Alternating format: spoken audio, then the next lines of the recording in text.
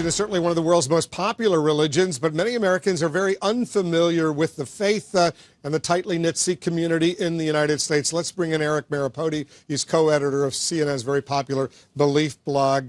Tell us a little bit about the Sikh faith. What's going on with this religion? About 700,000 Sikhs in the United States, 25 million worldwide. Yeah, that's right. Well, if that makes it the fifth most popular religion in the world, it comes out of India about 500 years ago. It's a monotheistic faith, which means they believe in one God.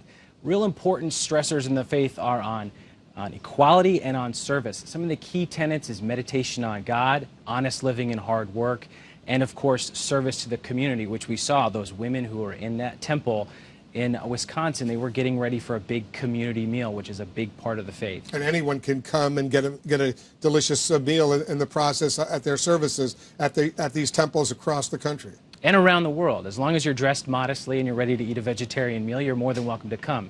And there's been a big stress from the Sikh community here in the United States that their temples are going to be open on Sunday, and they want everyone to come and participate in their services and in those community meals with them. We've done some checking, and a lot of people have. Since 9/11, there have been a lot of attacks against the Sikh community and their temples across the country. What's going on here?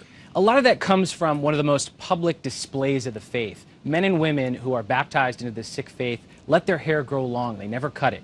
The men in particular wrap their hair in turbans. Of course, after 9/11, when we saw those al-Qaeda leaders who had bastardized Islam wore turbans, Osama bin Laden, Ayman al-Zawahiri. And so when people went out trying to commit a hate crime against Muslims, what we found is that Sikhs were the ones who were attacked in the United States, because many Muslim men here in the United States don't wear the turban. It's not fashionable. But for Sikhs, it's not about fashion, it's about their faith, and it's an important article of their faith. How is the community across the country reacting, and what about worldwide?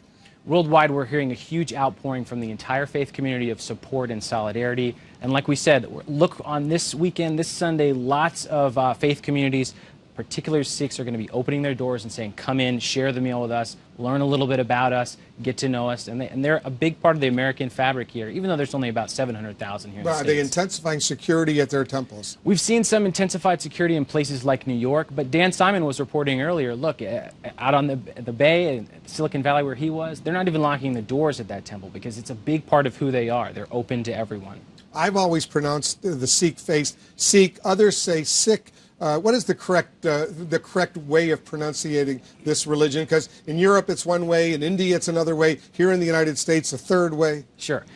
The word comes from India. It means Sikh. It means disciple or student.